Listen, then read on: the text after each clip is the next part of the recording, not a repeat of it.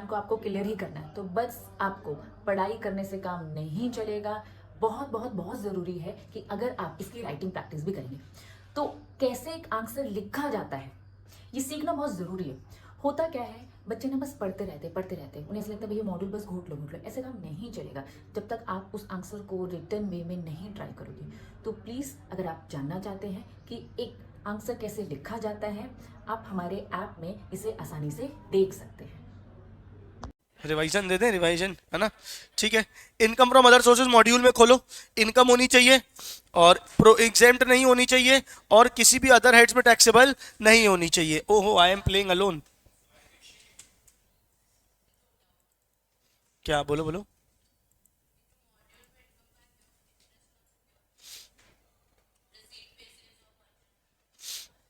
If income by way of interest or security is not chargeable into income tax under the head PGPP, then such income shall be taxable under that income from other sources. It is chargeable on receipt basis if books of accounts are maintained on cash basis. However, if books are maintained on mercantile system, then it is taxable on accrual basis. मतलब ये नीचे वाला point पूछ रहे हो कि ऊपर वाला पूरा ही पूछ रहे हो? पहले तो उसने ये बोला, पूरी बता देता हूँ। पहले तो उसने क्या बोला कि अगर पीजीबीपी में चार्जेबल हुई, आपका बिजनेस ही सिक्योरिटीज में डील करने का है, तो इंटरेस्ट इनकम आपकी पीजीबीपी की इनकम हो जाएगी। आपका बिजनेस सिक्योरिटीज में डील करने का नहीं है, मैं कोचिंग इंस्टीट्यूट चलाता हूं पर मैंने कहीं कहीं अपना पैसा ऑब्वियस सी बात है इन्वेस्ट करके रखा है, बदले में इंटरेस्ट मिलता है, तो मेरी कहां जाएगी? Income from other sources. अच्छा, ये जो मेरी इनकम फ्रॉम अदर सोर्सेज है, ये depending upon the basis of accounting charge होगी।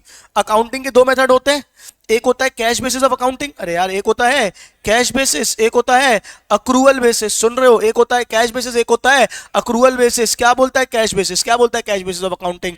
जब आएगा तभी रिकॉर्ड करेंगे। अगर cash basis of accounting follow कर रहे हो तो जब रिसीट होगी तभी रिकॉर्ड करना, बोलो है नहीं।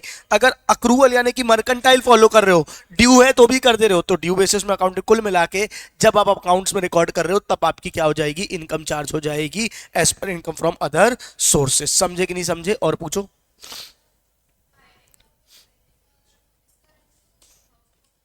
एक सेकंड बता रहा हूं। When an assessee lets out hire machinery, plant, furniture belonging to him and also building, and then the letting of the building is inseparable from letting out of। एक एग्जांपल दूंगा, आपको याद हो जाएगा। याद करो, मैंने बोला था मैंने प्रिंटिंग प्रेस किराए पे दी, याद है? मैंने आपको एग्जांपल दिया था कि अब वो क्या है, जगह है और जगह के अंदर ही क्या है, प्रिंटिंग की मशीन फिक्स है। क्या बात समझ में आ रही है? जब मैं ये दे रहा हूं तो जहां पे मेन काम क्या है, मशीनरी है। मेन काम क्या है, मशीनरी है, लैंड नहीं है, तो वो इनकम फ्रॉम हाउस प्रॉपर्टी ना जाके कहां जाएगा? Income from other sources. तुमने वो जगह किराए पे क्यों लगी है? क्योंकि वहां पे क्या लगी हुई है, ये मशीनरी लगी हुई है और सेपरेबल नहीं है। सेपरेबल नहीं है। अगर एग्रीमेंट सेपरेबल है कि इतना जमीन का और इतना मशीन का, तो जमीन वाला कहां जाएगा? House property. मशीन वाला कहां जाएगा? Other sources. अगर सेपरेबल ही नहीं है, अरे यार अगर सेपरेबल ही नहीं है, ठीक, इफ नॉट चार्जेबल, सॉरी कहां लिखा है? इनसेपरेबल, ठीक है, मिल नहीं रहा था, ठीक है। From letting out of set machinery, plant and furniture, income from such letting if not chargeable to income tax under PGBP, ठीक है। या तो फिर पीजीबीपी में जाएगा, अगर पीजीबीपी में भी नहीं जा रहा है तो कहां चला जाएगा? Income from other sources. अगर सेपरेबल है तो प्रॉपर्टी है, मशीनरी वो। पहली प्रायोरिटी बाकी हेड्स को देंगे। मॉरल ऑफ द स्टोरी है, पहली प्रायोरिटी क्या देंगे? बाकी हेड्स को। जिसका कोई नहीं होता उसका अदर सोर्सेस। अदर सोर्सेस जबरदस्ती नहीं जाता, ओहो हो, है ना। अदर सोर्सेस सख्त है। क्या बात समझ में आ रही है? कि है ना, हमारी सुन लो, हमारी बात मान लो, है ना, हमसे बात कर लो। नहीं नहीं नहीं नहीं नहीं, अदर सोर्सेस अपनी जगह में बैठा रहता है। जहां कोई, जिसको कोई जगह नहीं मिलती, वहां अदर सोर्स के पास दरवाजा खटखटाया जाता है। हाँ हाँ, बिल्कुल बिल्कुल, बड़ा अच्छा लग रहा है, तुम लोग पढ़ के आए हो, ठीक है। Any winning from lotteries, crossword puzzles, races, horse races, games, other games, any sort of gambling, betting nature, the entire income of winning without any expenditure or allowance section will be taxable. पूरी income क्या हो जाएगी? Taxable हो जाएगी। However expenses relating to activity of owning and maintaining horse race are allowable further. Such income is taxable at a special rate of income tax that is 30% plus surcharge plus cess। अब आगे चल के हम पढ़ने वाले हैं। देखो क्या क्या होते हैं जुए सट्टे के तरीके। Winning of lotteries, crossword puzzles, races including horse race, card games और अदर गेम्स। के बाद समझ में आ रही? बाकी सबको छोड़ दो, हॉर्स रेस को अलग दर्जा है, बाकी सबके एक्सपेंसेस अलाउड नहीं है, बाकी सबके और एक्सपेंसेस अलाउड नहीं है। आप घोड़े की दौड़ में घोड़ा दौड़वाते हो अपना, एक तो होता है घोड़े दौड़ते हैं, आपने पैसा लगाया, दैट इज नॉर्मल। आप क्या करते हो? अपने घोड़े दौड़वाते हो, तो लिखा है ना expense relating to activity of owning and maintaining horse races, ठीक है क्या? अगर आप अपने घोड़े दौड़वाते हो तो घोड़े को पालन पोषण करने के और वो खर्चे आपको अलाउड हो जाते हैं। सिर्फ बाकी किसी में कोई खर्चा अलाउड नहीं है, लेकिन हॉर्स रेस में वो खर्चा आपको अलाउड हो जाता है। आया कि नहीं आया? आइए आइए आइए आइए मैम, प्लीज प्लीज प्लीज। और 10:30 क्लास में और 5 मिनट और तो 11 ही हो जाता पूरा नालायक। ठीक है, और क्या पूछो, और क्या पूछो? पूरे पढ़ लिए थे बाकी? वेरी गुड बेटा, वेरी गुड। ये भी पढ़ा था कि नहीं पढ़ा था? भगवान आपका बहुत बहुत भला करे।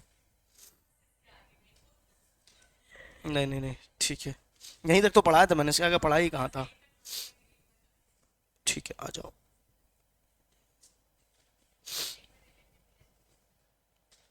कल ही तो बताई रिलेटिव डेफिनेशन, परसों बताई थी, कल नहीं, कल तो सैलरी के क्वेश्चन किए थे। ओके ओके, परसों बताई थी। रिकॉर्डिंग देख लेना, अभी मेरे को आगे पढ़ाने दो, आखिरी में बता दूंगा, आखिरी में याद दिलाना।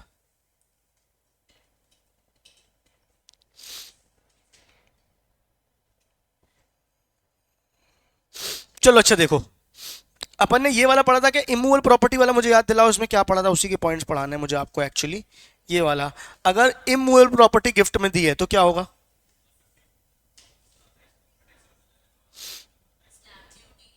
अगर एकदम ही फ्री में मिली है, अगर एकदम ही फ्री में मिली है तो फुल अमाउंट जितना भी है वो टैक्सेबल हो जाएगा, राइट? जो भी उसकी मार्केट वैल्यू होगी या एसडीवी होगी, ठीक है। अगर fair market value is greater than 50,000 then the whole money shall be taxable. Sorry, यहाँ पे SDV is greater than 50,000 then entire SDV shall be taxable. क्या बात समझ में आ रही है? अगर लेस देन एसडीवी है, क्या है? लेस देन एसडीवी है तो क्या होगा बताओ? अगर लेस देन एसडीवी है तो क्या होगा बताओ? मतलब इनएडिक्वेट कंसिडरेशन है तो मैंने दो चीजें बताई थी, बताओ। जैसे फॉर एग्जांपल प्रॉपर्टी की एसडीवी है 12 लाख और आपने बेची कितने में? 8 लाख में। तो पहले तो ये जो गैप है वो 50,000 ज्यादा होना चाहिए। दूसरा, जो एसडीवी है should be greater than 110% of the consideration. जैसे ये कंसिडरेशन है, इसका 110% निकालेंगे, हाँ ना बोलो, इसका 110% निकालेंगे, कंसिडरेशन का 110% निकालेंगे और देखेंगे जैसे 8 लाख का 110% कितना आ जाएगा? 8,80,000। कितना हो जाएगा? 8,80,000। हाँ बोलो ना यार, ये 8,80,000 से ज्यादा होना चाहिए क्या? एचडीवी। अगर एचडीवी 110% ऑफ कंसिडरेशन से भी ज्यादा है तो क्या होगा? तो क्या होगा? तो क्या होगा? तो क्या होगा? गिफ्ट मान लिया जाएगा और टैक्स लग जाएगा, हाँ या ना बोलो। अब सुनना, मेरी कोई प्रॉपर्टी थी, एक सेकंड दोस्तों, हेलो,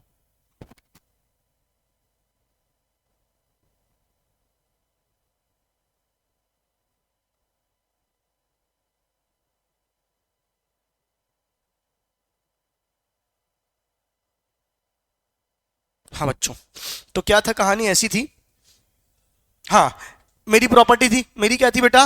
प्रॉपर्टी। इसकी एचडीवी कितनी थी? इसकी एचडीवी कितनी थी? मान के चलो 20 लाख। कितनी थी? 20 लाख।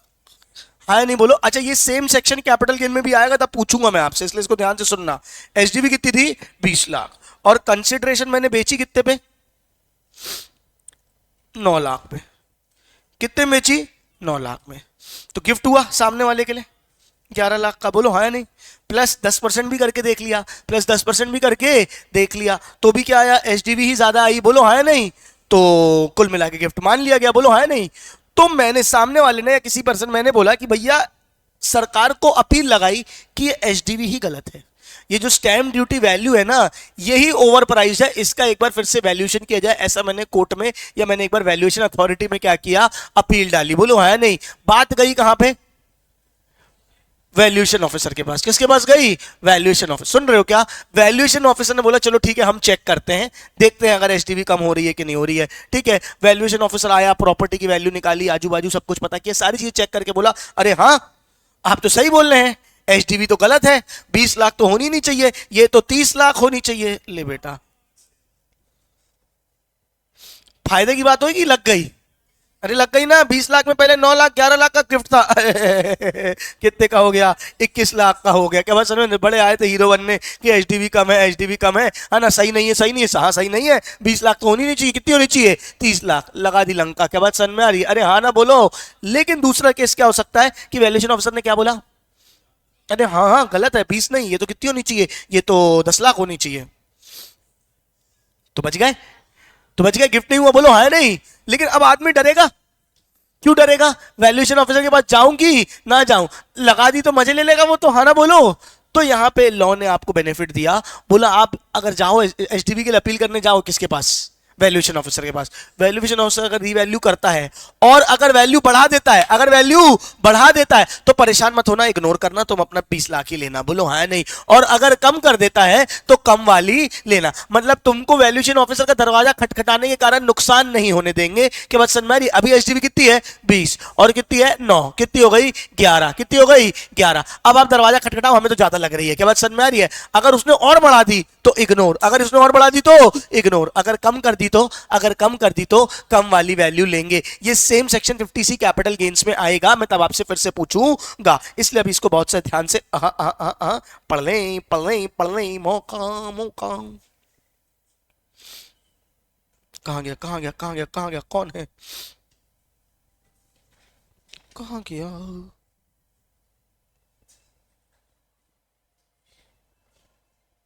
हाँ, SEC is not satisfied with the SDV, then इस केस में भी ट्रांसफर टू वैल्यूएशन ऑफिसर। कहां जाएगा? Valuation officer. होगा क्या, इन्हें लिखा नहीं, इन्हें लिख दिया same as section 50C, same as section 50C, यानी कैपिटल गेन में बहुत डिटेल में हमने बताया हुआ है नोट्स में, तो वहां जो बात होगी वहां बता दिया जाएगा। क्या बात समझ में? कुल मिला के अगर वैल्यू ऊपर आई इग्नोर, अगर वैल्यू ऊपर आई तो इग्नोर, अगर नीचे आई तो कम वाली ले लो, ठीक है क्या?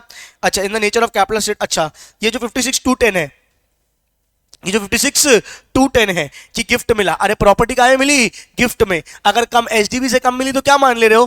गिफ्ट मान ले रहे हो। क्या मान ले रहे हो? गिफ्ट। लेकिन गिफ्ट तब मानेंगे जब उसको गिफ्ट किया गया है एज ए कैपिटल एसेट। कैसे गिफ्ट किया गया है? As a capital asset. Stock in trade की तरह गिफ्ट किया गया है तो नहीं मानेंगे। मतलब कि अरे कॉमन सेंस समझो ना, मेरा प्रॉपर्टी का बिजनेस ही है, मुझे कोई प्रॉपर्टी कम में मिली इसलिए मैंने खरीदी, इसलिए मैंने खरीदी। आप गिफ्ट मान के सामने वाले की लगा दोगे तो मेरे को कम में बेचेगा ही नहीं, मेरा बिजनेस है ना यार, बिजनेस में तो माल कम ज्यादा में खरीदा जाता है। अरे हाँ बोलो। तो स्टॉक इन ट्रेड के लिए है तो फिर गिफ्ट का सेक्शन नहीं लगेगा। अगर ऐसे कैपिटल एसेट मेरे को मिल रही, मेरा बिजनेस नहीं है, मेरे को किसी ने मूवेबल प्रॉपर्टी गिफ्ट कर दी, इमूवेबल प्रॉपर्टी गिफ्ट कर दी, तो मेरे में क्या आएगा? 56/210 आएगा। बहुत इंपॉर्टेंट बात नहीं है, मेरे को नहीं लगता आपके एग्जाम के लिए उतनी ज्यादा रिलेवेंट है, बट फिर भी बेसिक बता दिया। अगर स्टॉक है तो 56/210 नहीं लगेगा, कैपिटल एसेट है तो 56/210 लगेगा। अरे हाँ बोलो ना यार, मुझे लगता है ये सारी बातें ठीक है।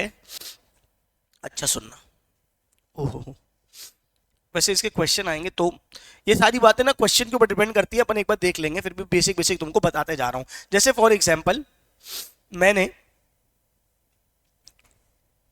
20 अप्रैल 2024 को एक प्रॉपर्टी पसंद करी,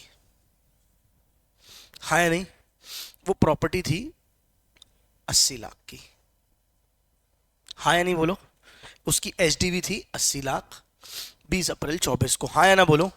20 अप्रैल 24 को मैंने सामने वाले से एग्रीमेंट किया कि मैं आपसे खरीदूंगा, लेकिन 80 लाख मेरे पास है नहीं, मुझे जुगाड़ने के लिए थोड़ा समय चाहिए। मैं 9 महीने के अंदर आपसे रचिया 1 साल के अंदर आपसे, चलो 6 महीने के अंदर मैं आपसे क्या करा लूंगा? रजिस्ट्री करवा लूंगा। ऐसे ही होता है ना, पहले अपन प्रॉपर्टी पसंद करते हैं, फिर अपन एग्रीमेंट करते हैं, फिर 6 महीने का समय मिलता है, 6 महीने 8 महीने 9 महीने जैसे डिपेंडिंग अपॉन द केस, ठीक है? अपन आपस में तय करते हैं कि भैया इतना समय हमको चाहिए। मेरे को मान के चलो 6 महीने का समय मिला, तो मैंने बोला 6 महीने के अंदर मैं क्या करा लूंगा? रजिस्ट्री करा लूंगा। और 6 महीने बाद मैंने क्या कराई? रजिस्ट्री। हाँ ना बोलो ना यार? 20 अप्रैल के बाद 6 महीने कब होंगे बताओ जरा मुझे? 20 अक्टूबर। हाँ इतनी देर गिन रहे हो, कितने हो जाएंगे? 20 अक्टूबर। अरे हाँ ना बोलो? 6 महीने बाद। अब मजे की बात क्या है, इस बीच में एचडीवी रिवाइज हो गई, इस बीच में एचडीवी क्या हो गई? रिवाइज हो गई। और एचडीवी यहां पे कितनी हो गई? 90 लाख। कितनी हो गई? 90 लाख। अब बताओ, ये कैपिटल गेन में भी सेम पॉइंट्स आएंगे, इसलिए अभी बता रहा हूं, कैपिटल गेन में फिर से पढ़ेंगे हम। बताओ मुझे एचडीवी कौन सी डेट की ली जाएगी? एग्रीमेंट वाले डेट की कि रजिस्ट्री वाले डेट की? क्यों एग्रीमेंट वाले डेट की?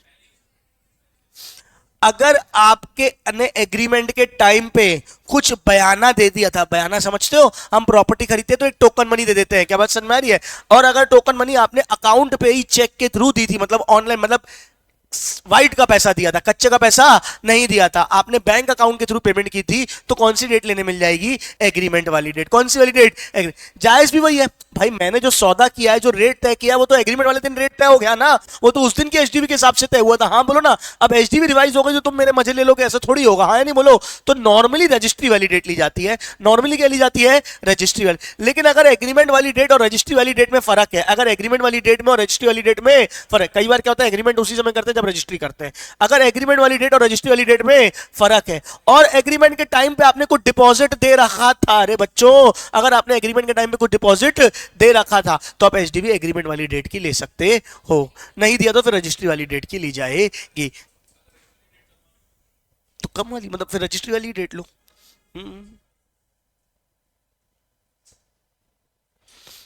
देखो नहीं नहीं ऐसा नहीं है, मतलब ये मत समझो वरना अग्रीमेंट ही वाली डेट लेनी पड़ेगी। फिर क्या बात सर में, अगर आपने बयाना दे दिया तो फिर अग्रीमेंट वाली डेट के हिसाब से होगा। अगर आपने डिपॉजिट दिया है तो कौन सी वाली डेट होगी? एग्रीमेंट वाली डेट। आप ये देखो दिया है, if the date of agreement and registration is not same, SDB on the date of agreement can be considered as under section 56(2)(10) if full or part of the consideration paid by account pay check, account pay demand draft or ECS through bank up to the date of agreement। आपने agreement की date तक कुछ ना कुछ पैसा आपने account पे check, electronic bank draft या किसी भी इलेक्ट्रॉनिक क्लियरिंग मोड से आपने पैसा दे दिया होना चाहिए। क्या बस समझ में ये बात है? कैपिटल गेन्स के लिए ज्यादा रिलेवेंट है, वहां पे ज्यादा काम आएगी। हाँ या ना बोलो, बोलो। एक काम करो 43C अभी नहीं करा रहा हूं मैं, देखो तुम्हारे मॉड्यूल में है क्या 43C है? ये वैसे पीजीपीपी का सेक्शन होता है। कहाँ है?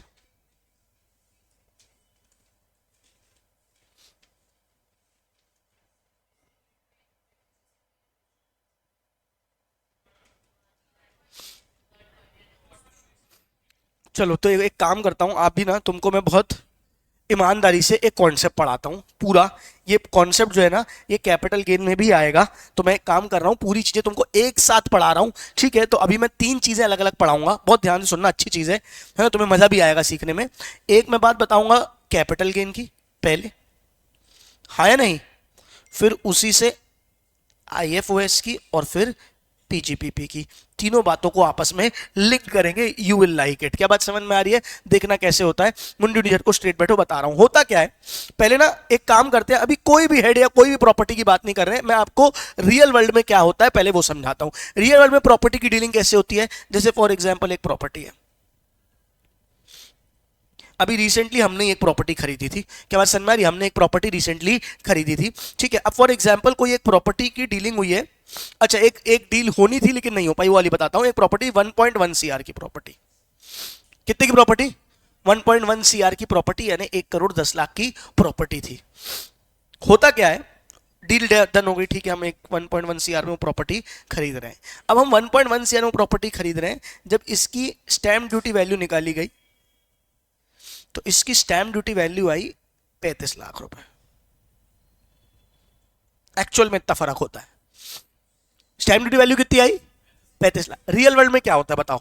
अब मैंने सौदा किया है 1 करोड़ 10 लाख का और एसडीवी कितनी है? 35 लाख की, तो मैं क्या करूंगा, कैसे होगा ये एग्रीमेंट? रियल वर्ल्ड में क्या होता है पता है किसी को? मुझे उसको पैसे कितने देने हैं? 1 करोड़ 10 लाख।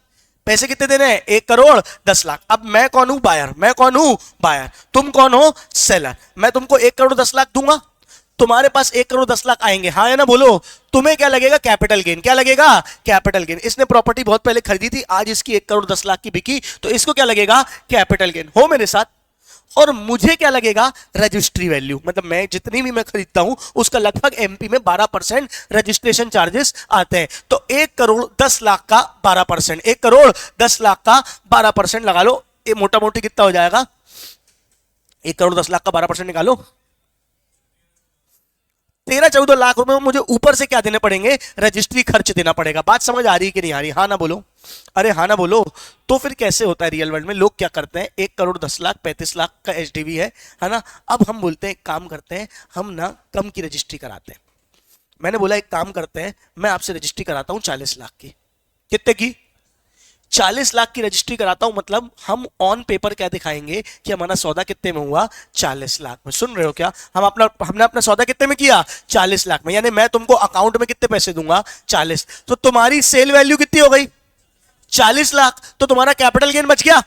अरे फुल वैल्यू ऑफ कंसिडरेशन के हिसाब से 40 लाख तुम्हारी क्या हो गई, फुल वैल्यू ऑफ कंसिडरेशन। तो तुम्हारा कैपिटल में कहां 1 करोड़ 10 लाख के हिसाब से निकालते, अब तुम किसके हिसाब से निकालोगे, 40 लाख के हिसाब से। बच गया पैसा, हाँ ना बोलो। और मैंने क्या बोला, और मेरा क्या हो गया, मेरे लिए खरीद की कॉस्ट क्या हो गई 40 लाख। अब 40 लाख का 12% निकालो।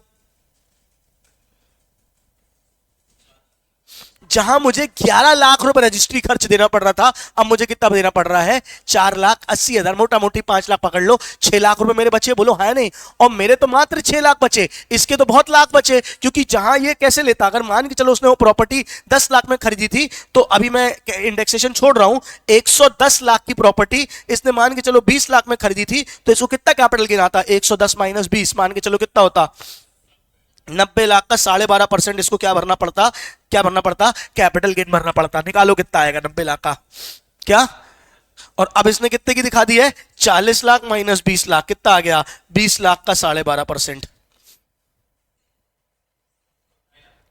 कहां, इसको पहले कितना भरना पड़ा था, 11.5, अब कितना भरना पड़ रहा है, 2.5 लाख, 8-9 लाख का कैपिटल गेन बचा, हाँ ना बोलो। अरे नहीं आया कि आया। तो लोग क्या करते हैं, एक्चुअल सौदा कुछ और होता है और रजिस्ट्री वैल्यू कुछ और होती है। क्या बस में ऐसा यूजुअली हर जगह चलता है नॉर्मली, है ना। प्रॉपर्टी की सरकार को चूना लगाने के लिए हम यूट्यूब में क्लियरली बता दे रहे हैं, ऐसे चूना लगाया जाता है सरकार को, लेकिन ऐसे ही लोग टैक्स बचाते हैं। अरे हाँ ना बोलो।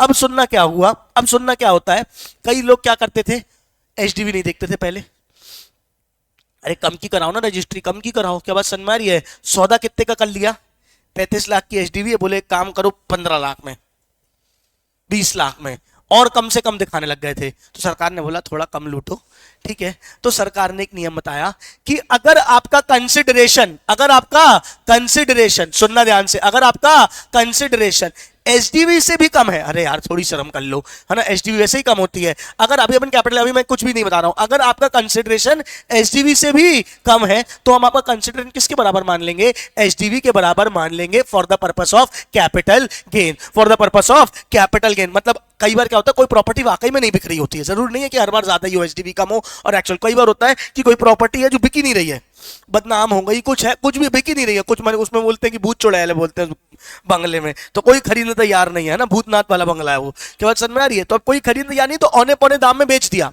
सुन रहे हो, औने पौने दाम में बेच दिया। 35 लाख की एचडी वाली चीज 20 लाख में बेच दी, सुन रहे हो, कितने बेच दी, 20 लाख। तो सरकार ने बोला महाराज हम तो आपके लिए कंसिडरेशन कितना लेंगे, एचडीवी, यानी कि when if actual consideration is less than HDV, सुन रहे हो, if actual consideration is less than HDV, then HDV is considered as full value of consideration, then HDV is considered as full value of consideration। मतलब अगर आपने HDV से कम बेचने की कोशिश करी, तो हम क्या करेंगे, जो HDV है उसी को आपका कंसिडरेशन मान लेंगे for the purpose of capital gain. ये हम कैपिटल गेन से बहुत डिटेल में पढ़ेंगे, मैंने अभी आपको फुल डिटेल में पढ़ा दिया। कितनों को बात समझ में आई।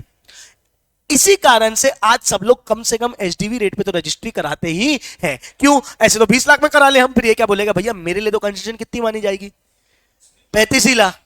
क्या बात समझ में आ रही है, तो मैं क्यों कराऊं कम में, क्या बात समझ में आ रही है, मेरा क्या फायदा, मेरे को जबरदस्ती कैश मिलेगा, मैं अपना कैश कहां लाऊंगा, मुझे तो फुल वैल्यू ऑफ कंसेशन कितनी चाहिए, कम से कम 35 लाख की रजिस्ट्री तो हम कराएंगे। ये कौन बोलेगा, बेचने वाला। कौन बोलेगा, बेचने वाला। क्यों बेचने वाला, क्योंकि उसके लिए कैपिटल गेन का क्या होगा,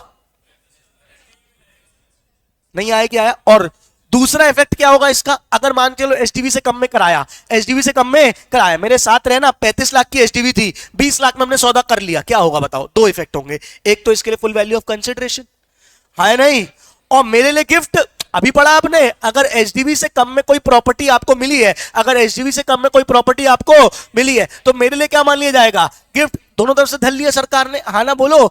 अगर एचडीवी से नीचे गए तो तुम्हारे लिए HDV full value of consideration नहीं आया, आया, यानी 35 लाख आ जाएगा, और मेरे को 20 लाख में 35 लाख 15 लाख का क्या मान लिया जाएगा, गिफ्ट मान लिया जाएगा, ताकि इंसान एचडीवी से नीचे सौदा ना करे। सरकार का मेन पर्पस यहां पे ये है। क्या आपको प्रैक्टिकली समझ में आया कैसे चलता है रियल एस्टेट में काम, हाँ या ना बोलो। इसीलिए आप बार बार पढ़ रहे हो। अच्छा, यहां पे एक फिर रियायत दी गई, फिर एक लोगों ने बोला बहुत ज्यादा हो रहा है, कई बार एक्चुअली में कम होता है, तो सरकार ने यहां पे बेनिफिट दिया, चलो ठीक है 110% ऑफ कंसिडरेशन तक चल जाएगा। क्या क्या क्या, 110% ऑफ कंसिडरेशन तक चल जाएगा। 2 मिनट सुनना, अगर कंसिडरेशन में 10% जोड़ के देखो, कंसिडरेशन में कितना जोड़ के देखो, कंसिडरेशन में 10% जोड़ के देखो।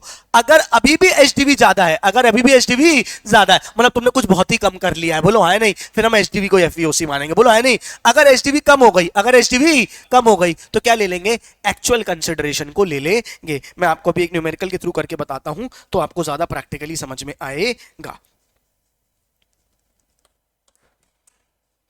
ये कैपिटल गेन का बहुत इंपॉर्टेंट सेक्शन होता है।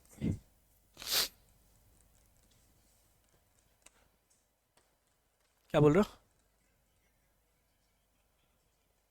कैपिटल गेन अदर सोर्सेस पीजीबीबी भी कनेक्ट करेंगे इसमें, तो तीनों आपस में कनेक्ट हो जाएगा, फिर तुम भूलोगे नहीं कभी। अब भूलोगे तो तीनों भूल जाओगे, है ना। नहीं नहीं नहीं भूलोगे। इन सब चीजों को प्रैक्टिकली लिंक करके पढ़ोगे ना, अभी देखना कभी भी किसी घर में किसी ने प्रॉपर्टी खरीदी हो, कोई सौदा चला हो आसपास, तो उसको दिमाग में लगाओ, देखना तुमने बात करते हुए सुना ही होगा कि रजिस्ट्री वैल्यू इतनी है और कैश इतना, ऊपर से कैश देना पड़ेगा कि भैया इतना है, इतना कच्चे का पैसा, तुमने बात करते हुए सुना होगा, इतना कच्चे का पैसा लगता है, इतना पक्के का पैसा लगता है, मतलब जितनी एचडीवी है ना उतना पक्के का पैसा लगता है, और उसके बाकी का क्या देना पड़ेगा। अब 1,10,00,000 में सौदा हुआ, 35 लाख की रजिस्ट्री कराई, तो बाकी पैसा कहां से देंगे, नगद देंगे। क्या बात समझ में आएगी, हम उनको कैश देंगे, वो हमसे कैश लेंगे। क्या बात समझ में आ रही है, ऐसे चलना पड़ेगा। हम्म हम्म। हाँ होता है, लेकिन ये बातें अब आज सबको पता है, मतलब ये बहुत टेक्निकल बात नहीं है, है ना। ये नॉर्मल प्रॉपर्टी जो करते रहते हैं, खरीदते बेचते रहते हैं, उनको पता है, आपको पता है। आपको और टेक्निकलिटी पता होनी चाहिए कि भैया मेरा गेन आ रहा है, बचाऊं कैसे, ये बताओ। मेरे पास गेन आ रहा है, मैं बचाऊं कैसे। अपना गेन बचाते तुमको आना चाहिए, तब जाके तुम सही पैसा बना पाओगे मार्केट में। तुम टैक्स कैसे बचाओगे लोगों का, वो तुमको आना चाहिए। अगर इनकम टैक्स बचाना सीख गए, सही प्लानिंग करना सीख गए, इनकम टैक्स में और फाइनेंस में इतना पैसा है जिसका कोई हिसाब ही नहीं है। तुम मानो चाहे ना मानो, बोलना नहीं चाहिए, लेकिन लॉ से बहुत ज्यादा पैसा किसमें है, फाइनेंस और टैक्सेशन में है। लोग क्या करते हैं ना, सीएस वाले बच्चे मेनली अपने आप को लिमिट रखते हैं कि हमको टैक्सेशन बस पास होने के लिए पढ़ना है, हमको टैक्सेशन बस बहुत कम पढ़ना है, हमें ज्यादातर लॉ में जाना है। मैं सही बता रहा हूं, तुम टैक्सेशन रखो तो अपने पास, लॉ में तुम अच्छे हो ही हो। अगर तुमने टैक्सेशन और फाइनेंस अपना फोटे बना लिया, मैं सही बता रहा हूं, पैसे की कमी नहीं रहेगी तुमको कभी जिंदगी में, इतना पैसा बनाओगे तुम। हाँ पॉइंट ये है कि तुम फिर सीखो, क्योंकि क्या है ना, देखो जो सीएस होते हैं ना, वो फाइनेंस टैक्सेशन में अच्छे होते हैं, वो लॉज में उतने अच्छे, मतलब बोल सकते हैं कि लॉज में उतना कमांड नहीं होता कंपैरेटिवली, क्योंकि उनका फोटे एरिया क्या होता है, finance and taxation. Same goes with CS, क्या होता है उनका के कोर एरिया क्या होता है, लॉज होता है। फाइनेंस और टैक्सेशन उनका कोर एरिया नहीं होता है, लेकिन सीएस लोग कहीं ना लॉज में हाथ पैर मार लेते हैं। अगर सीएस भी फाइनेंस टैक्सेशन में, जो सीएस फाइनेंस टैक्सेशन में हाथ मारते हैं, वो अच्छा पैसा बनाते हैं। तो आपको अगर आज नहीं समझ में आएगा, मेरा दोस्त है सीएस है, बैंगलोर में अच्छी जॉब में, उसको जितना पैकेज मिलता था उससे डबल हो गया उसका पैकेज जैसे ही उसके इसमें घुसा, अकाउंटिंग और टैक्सेशन में घुसा। तो अब वो धीरे धीरे अपने क्या कर रहा है, अकाउंटिंग टैक्सेशन प्रोफाइल भी बिल्ड कर रहा है, सीपीए कर रहा है, साथ साथ में सीएस बने हुए उसको 5 साल हो गए हैं, है ना। अब सीएस बनने के बाद सीएस में अच्छा कर गया, सेटल हो गया, अब वो सीपीए कर रहा है ताकि उसके पास क्या आ जाए, फाइनेंस टैक्सेशन का भी बैकग्राउंड आ जाए। एडवोकेट वो ऑलरेडी है ही। तो सोचो ना, एक कंपनी को एक पर्सन मिल रहा है जो ऑलरेडी लीगल एक्सपर्ट है, सीएस भी है और फाइनेंस टैक्सेशन भी जानता है, तो फिर क्या दिक्कत होगी, कभी जिंदगी में दिक्कत ही नहीं होगी। आई क्या बात समझ में, चलो।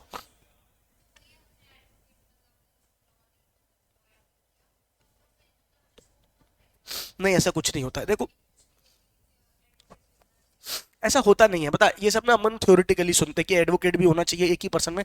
कंपनीज, अगर तुम प्रॉपर कॉर्पोरेट में जाओगे, डिपार्टमेंट बने होते हैं, लीगल डिपार्टमेंट अलग है, कॉर्पोरेट डिपार्टमेंट अलग है। क्या बात समझ में आ रही है, जो लीगल डिपार्टमेंट, हाँ ये रहता है कि अगर तुम्हारे पास एडवोकेट की भी डिग्री है और सीएस की भी डिग्री है, तो अगर लीगल में वैकेंसी निकली तुम यहां भी अप्लाई कर सकते हो, सीएस में वैकेंसी निकली तुम यहां भी अप्लाई कर सकते हो। ये एक एडवांटेज होगा। ऐसा नहीं होगा कि सीएस में कि अगर किसी के पास एडवोकेट की डिग्री है तो उसको ज्यादा वैल्यू की जाएगी। पॉइंट ये रहता है कि ऑप्शन ज्यादा खुले हैं ना तुम्हारे पास। कई बार क्या है, एज ए सीएस तुम कोर्ट में वो नहीं कर सकते हो, रिप्रेजेंट नहीं कर सकते हो। एज एन एडवोकेट आप कोर्ट में रिप्रेजेंट कर सकते हो। बहुत सारी चीजें जो एज ए सीएस आप नहीं कर सकते हो, बट एज ए एडवोकेट आप कर सकते हो। तो वो सारे एडवांटेजेस एज एन एडवोकेट आपको मिल जाते हैं। कर ही लोगे, तुम भी सीएस बनोगे, उसके बाद बैठ के इत्मीनान से कर लेना, कुछ नहीं, सभी कर लेते हैं। आगे बात करें, मैं बहुत रेयर किसी को देखा हूं जो नहीं करते हैं, सभी करते हैं और हो जाता है। अगर आपने सीएस क्लियर कर लिया है तो एडवोकेट करना कोई बहुत बड़ी बात नहीं है। अपन यहां वहां नहीं भगते, काम की बातों पे आते हैं। क्या बात समझ में आ रही है, सुन रहे हो क्या मेरी बात, हाँ ना बोलो।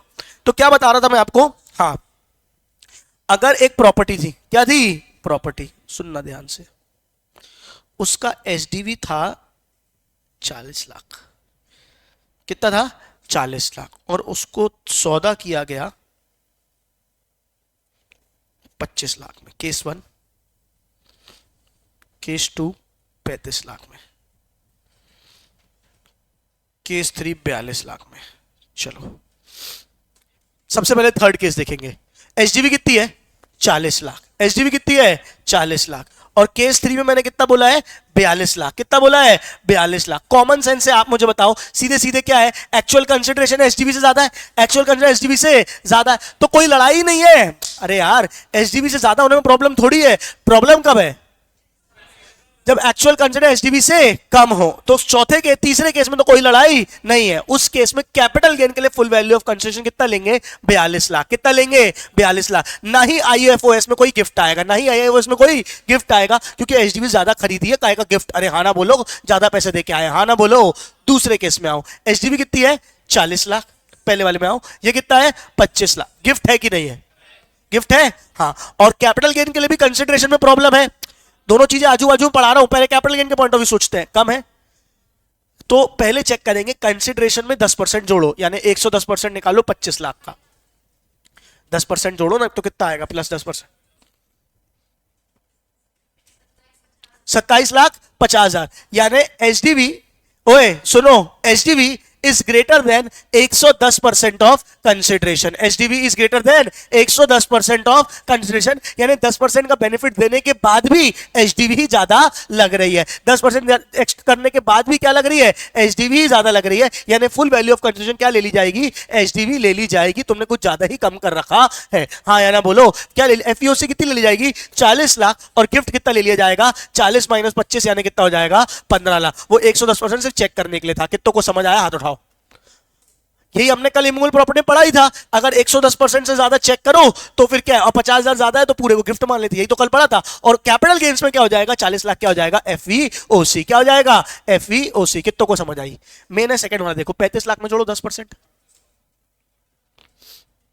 38,50,000। अभी भी क्या है? एचडीबी ही ज्यादा है। अभी भी क्या है? एचडीबी ही ज्यादा है। तो एचडीबी ही एफईओसी होगा, एचडीबी ही एफईओसी होगा। और 5 लाख का क्या हो जाएगा? गिफ्ट। 5 लाख का क्या हो जाएगा? Gift for the purpose of IFOS, for the purpose of IFOS. कितने लोग मेरे साथ हैं?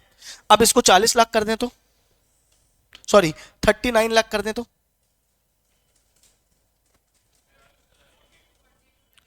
42, यानी HDB is less than 110% of consideration. यानी कुछ बहुत ज्यादा गिफ्ट का मौका नहीं है, ना ही बहुत ज्यादा एचडीबी से कम किया है। बात समझ में आई? 10% का ही गैप है। तो फिर एक्चुअल कंसिडरेशन को ही क्या ले लेते हैं? एफईओसी। तुम्हारा गुना माफ। अरे छोटा गुना है तो माफ। कितनों को बात समझ में आई? हमने कंसिडरेशन में 10% जोड़ा, हमने कंसिडरेशन में, अगर तब भी एचडीबी ज्यादा आया, तब भी एचडीबी ज्यादा आया, then HDB is FEOC, then HDB is FEOC, and there is also a portion of gift, and there is also a portion of gift. कितनों को बात समझ में आई?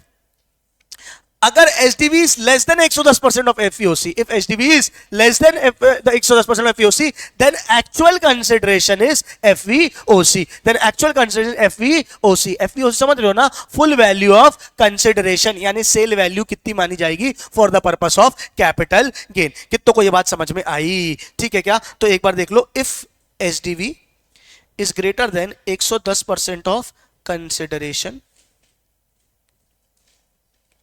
2 मिनट बेटा, देन एचडीबी इज क्या है? एचडीबी क्या है? Then HDB is FEOC, then HDB is FEOC, and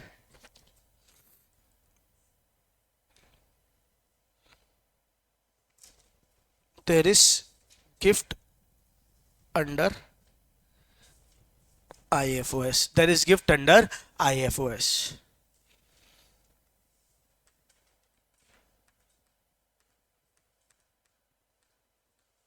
consideration में 110% जोड़ो और देखो, अगर अभी भी एचडीबी ज्यादा आ रही है, मतलब तुमने कुछ बहुत ही कम में बेचा है, हम तो तुम पे पेनल्टी लगाएंगे, एचडीबी को एफईओसी मान लेंगे और सामने वाले में डिफरेंस को गिफ्ट लगा देंगे। समझ आया कि नहीं आया? If HDB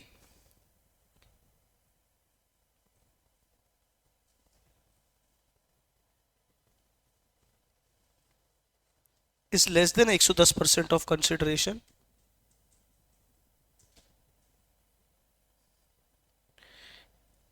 actual consideration is FVOC and no gift. चांद छुपा बादल में,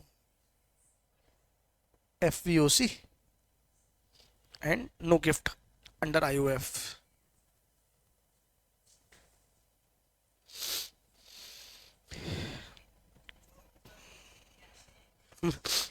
ये कोई ये आता है क्या रील में कभी गाना? अभी रील में तो वो चल रहा है ना, हनी सिंह वो तो बनता भी नहीं, पता नहीं क्या गाता है वो, भोजपुरी गाना ना कोई सा।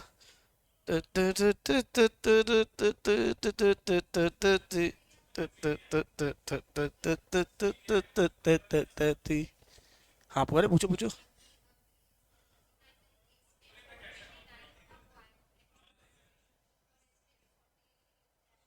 हम्म। जैसे 39 लाख में अपन ने क्या करा, जोड़ा, कितना आया 110% जोड़ के? तो अब तुम्हारा 110% ऑफ कंसिडरेशन कितना हो गया, 42,90,000। और एचडीबी कितना है, 40 लाख। यानी HDB is less than 110% of consideration हो गया। तो जो एक्चुअल कंसिडरेशन है यानी एफवीओसी कितना लोगे, 39 लाख। 42 लाख नहीं, 39 लाख क्या ले लोगे, एफवीओसी। मतलब अगर ये 110% का, अगर इसका 110% एचडीबी से ज्यादा आ रहा है तो फिर इसको लेना है, 42 लाख को नहीं लेना, फिर तो नुकसान ही हो गया ना। फायदा कब है, जब 39 लाख लेने को मिले। तो एफईओसी कितना हो जाएगा, 39 लाख। कोई लिखा है ना, देखो, if HDV is less than 110%, actual consideration is FEOC, actual 110% नहीं, actual consideration FEOC and there is no gift. Important बात यही है। आया कि नहीं आया, पक्का? अब सेम केस पीजीपीपी का तुम खुद समझ जाओगे। सेम चीज कैपिटल गेन और आईएफएस में चली। अब मेरा अगर रियल एस्टेट का प्रॉपर्टी का बिजनेस है, मेरा अगर रियल एस्टेट प्रॉपर्टी का बिजनेस है और मैंने एचडीबी से कम बेचा, और मैंने एचडीबी से कम बेचा, तो एचडीबी मेरी क्या मान ली जाएगी, सेल वैल्यू। अरे जैसे एफवीओसी ले ली जा रही थी, यहां एचडीबी का ले ली जाएगी सेल वैल्यू। सेम कंसिडरेशन का 110% चेक करेंगे, कंसिडरेशन का 110% चेक करेंगे। अगर HDB is greater than 110% of consideration, HDB is greater than 110% of consideration, then HDC is sale value, HDB is sale value. क्या बात समझ में आ रही है, फॉर पीजीबीपी? हाँ या ना बोलो। और अगर कम है तो actual consideration is sale value. अरे जो जो एफवीओसी ले रहे हो, जो एफवीओसी ले रहे हो कैपिटल गेन में, वही सेल वैल्यू ले लोगे किसमें, पीजीपीपी में, अगर आपका रियल एस्टेट का बिजनेस है तो। कॉन्सेप्ट पूरा सेम है, हाँ या ना बोलो।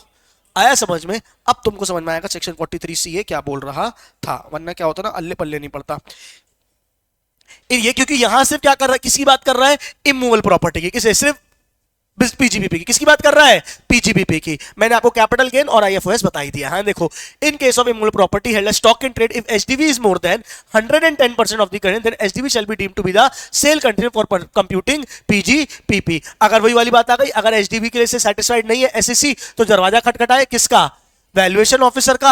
अगर वैल्यूएशन ऑफिसर वही सेम है सेक्शन 50C, अगर बड़ा आ गया तो बड़ा, नहीं तो फिर बड़ा आ गया तो इग्नोर करो, कम आया तो कम ले लो। हाँ या नहीं बोलो। दूसरा, अगर एग्रीमेंट का डेट और रजिस्ट्री का डेट अलग है, एग्रीमेंट का डेट और रजिस्ट्री का डेट अलग है, और कुछ बयाना दे चुके हो, तो क्या रहेगा, एग्रीमेंट का डेट लग जाएगा। सेम सेक्शन कैपिटल गेन में, सेम सेक्शन पीजीपीपी में, बस वहां पे आप ऐसे कैपिटल एसेट होल्ड कर रहे थे, यहां पे ऐसे स्टॉक इन ट्रेड होल्ड कर रहे हो। आया कि नहीं आया? देखो लिखा है ना, immovable property capital asset 50C apply, capital gain वही सेक्शन 50C में। यही बात कहां पढ़ेंगे, 50C में। क्या बात समझ में आ रही है? और स्टॉक इन ट्रेड 43C है पीजीबीपी। क्या बात समझ में आ रही है? एक बार कैपिटल गेन में चाहो तो 50C खोल के देख सकते हो। हाँ मैं बता दे रहा हूं, एक सेकंड, पहले एक बार खोल के पीछे देख लो। मैं पानी की बोतल लेके आया अपने लिए।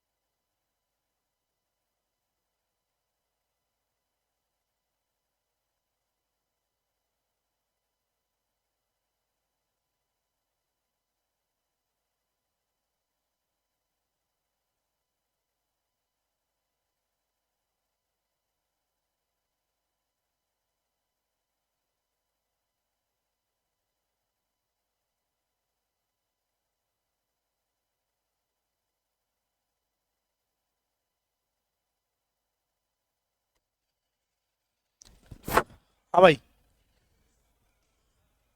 कहाँ मिला तुमको? मिला कैपिटल गेन्स में,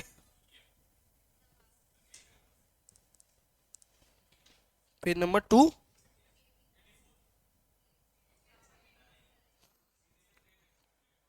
कम नशे किया करो।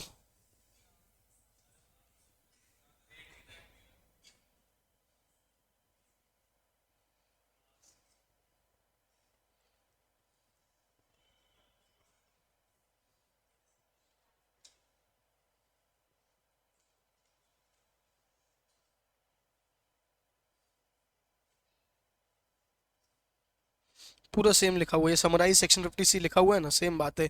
क्या लिखा है? क्या लिखा है? Value adopted assessable by the HDV, यानी एचडीवी हो गया या 110% ऑफ द कंसिडरेशन। अगर एचडीवी ज्यादा आ रहा है, अगर एचडीवी ज्यादा आ रहा है तो HDV will be the FEOC, HDV will be the FEOC. और अगर 110% आ रहा है तो actual consideration will be the FEOC. ये बात आपकी लिखी हुई है। क्या बात समझ में आ रही है? इसका अपन एग्जांपल भी कर लेंगे तो तुमको बन जाएगा। ये बात मैंने आपको यहाँ पे पीजीबीपी, कैपिटल गेन, आईएफओएस तीनों को आपस में कनेक्ट करके बता दी। आज जाके नोट्स बना लोगे ना तीनों के एक साथ ढंग से, तो जिंदगी भर के लिए फिक्स हो जाएगी ये बात तुम्हारे दिमाग में। क्या बात समझ में आ रही है? कभी जीवन परेशान नहीं होगे। हाँ ना बोलो, क्या चाहिए? किसका स्क्रीनशॉट चाहिए? क्या ही बनाया था मैंने? ये बस यही बनाया है, और क्या बनाया? और तो क्या है, ये तो खुद लिखे खुदा पड़े वाला हिसाब है। खुद भी ना पढ़ पाए हम। चलो, आया कि नहीं आया बोलो? अब ये छोटी छोटी बातें हैं। क्या है? Compensation on termination of employment. क्या है? Compensation on termination of employment. आपकी नौकरी छूटी और आपको कुछ कॉम्पेंसेशन मिला। अगर एम्प्लॉयर से मिला, हमने पढ़ा ना ग्रेचुटी, पीआरए, है ना, सैलरी में जाता है। अगर एम्प्लॉयर के अलावा किसी और ने दिया तो वो क्या हो जाएगा? आईएफओएस में। कहा चला जाएगा? आई बेसिक सी बात है। Any receive by any person due to termination of his employment, ठीक है, is treated as income or modification of terms of employment. This section applicable only becomes receive from person other than employer, other than employer. क्योंकि अगर employer से मिला होता तो कहां जाता? सैलरीज में। बन गया? हाँ ना बोलो? अगला देखो, डिविडेंड अलाउबल डिडक्शन में क्या है? कौन कौन से खर्चे माइनस करने मिलेंगे? यार आईएफओएस इनकम ले रहे हो, अरे बोलो ना यार, इनकम लेने तो कुछ खर्चे भी तो होते हैं भैया। जुआ खेल, जुए में हारे तो उसमें खर्चा भी तो लगा होगा, गए होंगे। बोले ये सब कोई खर्चा अर्चा अलाउ नहीं होता, कुछ ही खर्चे हम अलाउ करेंगे। आईएफ वो ऐसे पता पड़ा, बोले जुए में जीते तो इनकम, और फिर जो पिछले 2 साल से हारे तो तुम तो साले हारे ही होगे जुए में, हमेशा ही लॉस में रहोगे। क्या बस समय जुए में कोई प्रॉफिट हुआ है क्या? किसी का प्रॉफिट नहीं होता बेटा, जुए में हमेशा खिलाने वाला जीतता है। क्या बात समझ में आ रही है? तो खेलो नहीं, खिलाओ, ठीक है क्या? तो आया कि नहीं आया समझ में? तो डिविडेंड वैसे ही बोला है कौन कौन से खर्चे अलाउड होंगे। डिविडेंड में से एक खर्चा अलाउ होता है। क्या होता है डिविडेंड में? क्या अलाउ होता है? क्या होता है? क्या होता है? क्या होता है? अगर आपका डिविडेंड है, आपने किसी शेयर का, आपने किसी कंपनी का शेयर खरीदा और आपको क्या मिला? डिविडेंड। क्या रे, क्या बात कर रहा? कुछ तो बोली इसने, कुछ तो बोली इसने, मेरे बारे में ही बोली, मैंने सुना। अच्छा अच्छा अच्छा, कसी ने चलना, चलो अपन गोवा चलेंगे। गोवा, गोवा, गोवा में बिग डैडी, ठीक है, एक बिग डैडी है और एक और है, नाम नहीं ध्यान आ रहा मुझे, ठीक है ना? ओ, सो सॉट, सो सैड। क्या बोली? अच्छा अच्छा अच्छा, मैंने कहा बोला कि मैं लेके जाऊंगा? मैंने तो गोवा के लिए भी नहीं बोला, मैं कहीं नहीं लेके जाऊंगा। मैं साफ बोल रहा हूँ, कहीं नहीं लेके जाऊंगा। और बोलो, तुमने बोला तुम लोग जाओगे तो मैं बता रहा हूँ कि बेटा यहाँ चले जाना। मैं कहीं नहीं लेके जाऊंगा, सॉरी। मैं अपनी बीवी को घुमा लूं वही बहुत है, उसको नहीं घुमा पा रहा हूँ, वो बेचारी परेशान रहती है कि कहीं चलते नहीं हो। ठीक है, चलो बेटा अपन पढ़ लें, थोड़ी फालतू बातें कर लें, ठीक है, इंपॉर्टेंट बातें हो गई हो तो। अगर मैंने किसी कंपनी का शेयर खरीदा, क्या खरीदा? शेयर, पता नहीं क्या बना दिया, क्या बना रहा था, बात करते करते डब्बा बना दिया, ठीक है। अगर मैंने किसी कंपनी का क्या खरीदा? शेयर, और मुझे बदले में क्या मिला? डिविडेंड। क्या मिला? डिविडेंड। वो शेयर खरीदने के मेरे पास पैसे नहीं थे, मैंने लोन लेके शेयर खरीदा था। अरे मेरे को पता था शेयर बढ़ने वाले, तो मैंने क्या किया, लोन लिया, और लोन लेके क्या करा, शेयर खरीदा। उस शेयर से मुझे क्या मिला, डिविडेंड। उस शेयर से मुझे क्या मिला, डिविडेंड। तो डिविडेंड मेरी इनकम हो गई अदर सोर्सेज की, बोलो हाँ। लेकिन लोन तो लिया था मैंने उसी शेयर को खरीदने के लिए, तो उसका इंटरेस्ट मेरे लिए क्या हो जाएगा, एक्सपेंस। उसका इंटरेस्ट मेरे लिए क्या हो जाएगा, एक्सपेंस। नहीं समझ रहे हो? अगर किसी शेयर से डिविडेंड मिला है, उस शेयर को खरीदने के लिए अगर आपने लोन लिया था, उसका इंटरेस्ट आपको क्या हो जाएगा, अलाउ हो जाएगा। लेकिन वो भी कितना अलाउ होगा, maximum 20% of the dividend income. कितना अलाउ होगा, maximum 20% of the dividend income. देखो लिखा हुआ है, only interest is allowed as deduction subject to maximum of 20% of dividend और income from mutual fund या UTI। क्या बात समझ में आ रही है? जितनी कमाई हो रही है मैक्सिमम 20% ही उसका अलाउ हो रहा है। तो मैं इसके नोट्स नहीं मिले, आज मिल जाएंगे। अच्छा देख लो, अगर क्या हुआ, आपको फैमिली पेंशन मिलती है। क्या मिलती है, फैमिली पेंशन। फैमिली पेंशन समझते हो, है ना, है ना। मान के चलो पति चले गए, पत्नी बची है, पत्नी को पेंशन मिल रही है, ओहो मजे ही मजे। क्या बात समझ में आ रही है? ठीक है क्या? तो अगर किसी को फैमिली पेंशन मिल रही है, क्या बात समझ में आ रही है, तो क्या होगा, ओए फैमिली पेंशन में एक डिडक्शन मिलेगा। फैमिली पेंशन में क्या मिलेगा, एक डिडक्शन। कितना डिडक्शन मिलेगा, 1/3 ऑफ दी फैमिली पेंशन। पहले मैं समझता था फैमिली पेंशन मतलब पूरी फैमिली को पेंशन मिल रही है, ठीक है। 1/3 ऑफ दी फैमिली पेंशन या 15,000 विच एवर इज लेस। क्या deduction can be lower of maximum 1/3 of family pension या 15,000 का डिडक्शन मिल जाएगा। हाँ या ना बोलो। ये नया अमेंडमेंट आया, ध्यान देना। अगर आप 115 बीएससी ऑप्ट करते हो तो डिडक्शन 15 की जगह कितना मिल जाएगा, 25। ओए होए होए, 115 बीएससी को फायदा कराया गया कि आपको डिडक्शन 15 की जगह कितना मिल जाएगा, 25 मिल जाएगा। ये अमेंडमेंट है, इस बात का ध्यान रखना आ सकता है। क्या बस फिर से क्या क्या क्या, इंटरेस्ट में कितना मिलेगा, डिविडेंड का इंटरेस्ट रिसीव, इंटरेस्ट पेड या डिविडेंड, ठीक है क्या। दूसरा क्या होगा, 1/3 ऑफ दी फैमिली पेंशन या 15,000, और अगर 115 बीएससी ऑप्ट किया तो 25,000 विच एवर इज लेस।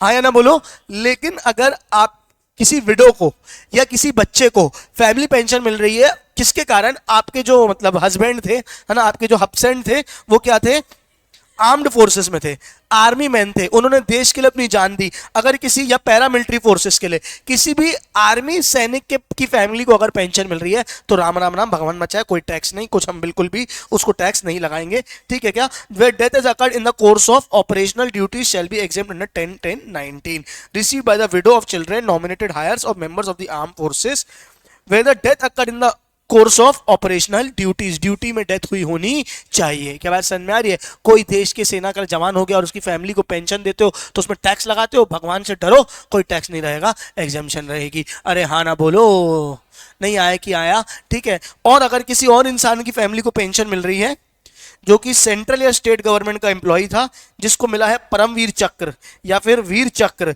या महावीर चक्र या कोई भी चक्र, ठीक है, कोई भी गैलेंट्री अवार्ड मिला है, कोई भी सम्माननीय अवार्ड मिला है, तो उसकी फैमिली पेंशन को भी क्या कर दिया गया है, एग्जेम्प्ट कर दिया गया है। ये हमारे देश के क्या है, होनहार लोग हैं, इनसे टैक्स लेना पाप है। किसी का फोन आ रहा है, हाँ या ना बोलो, अरे बोलो बच्चों, पक्का।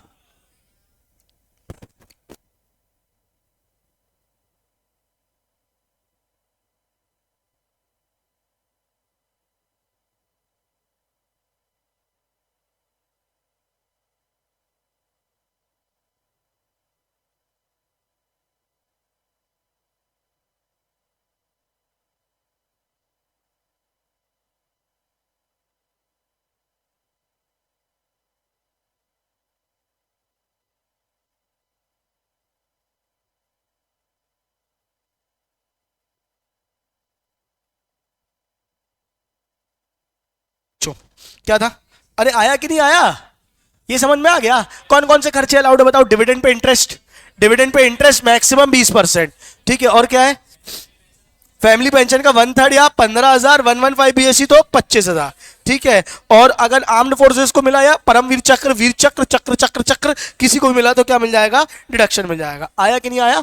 अगर आपको कंपलसरी एक्विजिशन हुई थी आपकी प्रॉपर्टी, अरे यार आपकी प्रॉपर्टी क्या हुई थी, कंपलसरी एक्वायर हुई थी, और कंपलसरी एक्विजिशन का जो आपको मुआवजा है वो लेट मिला, मुआवजा जो है वो लेट मिला, और उस मुआवजे पे आपको क्या मिला, ब्याज मिला। मुआवजे की बात नहीं हो रही है, किसकी बात हो रही है, ब्याज की। मुआवजा समझते हो ना, कंपलसरी एक्विजिशन, कंपेंसेशन जो मिला, तो जो इंटरेस्ट मिल रहा है, इंटरेस्ट ऑन कंपेंसेशन क्या रहेगा, 50% ऑफ सच इंटरेस्ट, ओ हो, आपको डिडक्शन मिल जाएगा। सरकार की गलती है, सरकार ने आपको पैसा लेट दिया, उस पर इंटरेस्ट मिल रहा है, तो इंटरेस्ट में आपको 50% का क्या मिल रहा है, डिडक्शन मिल रहा है।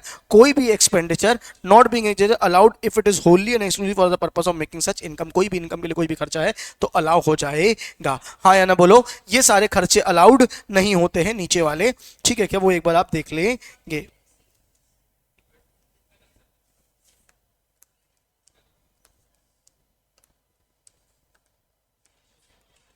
क्या नोट्स का बुलाता हूँ, नोट्स मिल जाएंगे तुमको आज ही, मैं सोच रहा हूँ घर जाने से पहले तुम्हें दिलवा दूं।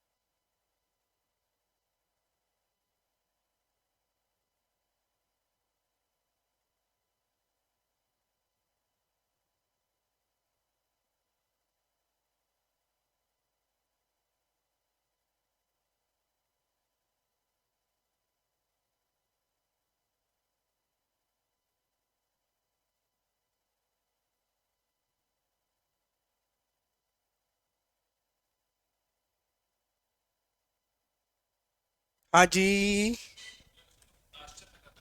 क्या हो गया, किस बात का आश्चर्य कर रहे थे?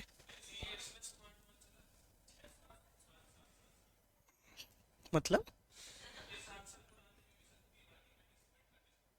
तो क्या दिक्कत है? कुछ तो फर्क है ना लड़कों और लड़कियों में बेटा।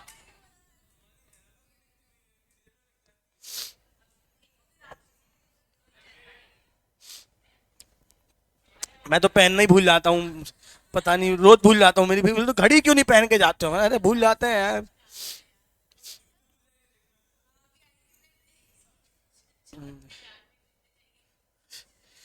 चलो देखो, बाद में बात करेंगे अपन सब बातों में, ठीक है।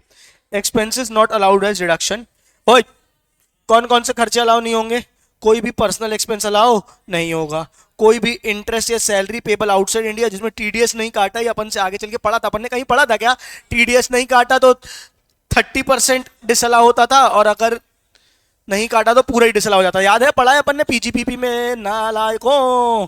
कैश एक्सपेंडिचर 10,000 से ज्यादा है तो वो हो जाएगा 30% of payable to resident, TDS has not been paid, वही वाले incurred in connection with casual income, ये सारी बातें हमने पढ़ ली है, ठीक है। Any incurred in connection with casual income, casual income हम पढ़ेंगे अभी आगे चल के, कोई समस्या वाली बात नहीं है, हो मेरे साथ, आगे पढ़ लो। ये एग्जेम्प्ट इनकम से, ये वाली इनकम क्या है, एग्जेम्प्ट है एकदम। एक काम करो ना, 5 मिनट का समय दे रहा हूँ, खुद से रीड करो, क्या बेसिक बेसिक बातें हैं कॉमन सेंस वाली, खुद से समझ में आ जाएगी, रीड करो। शीट्स भी तुमको मिल रही हैं अभी प्रिंट होके।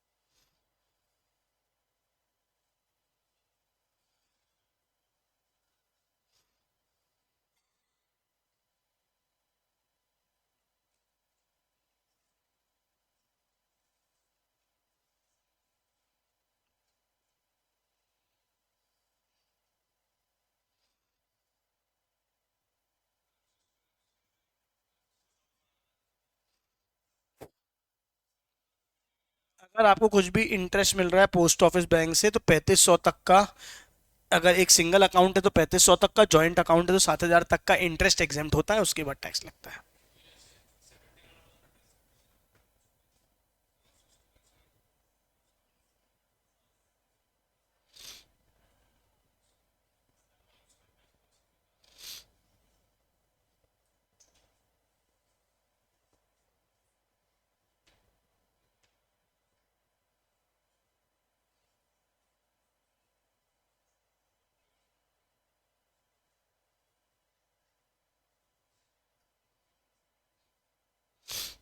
हो गए सारे पॉइंट्स, समझ भी आ गए। पहला वाला क्या था?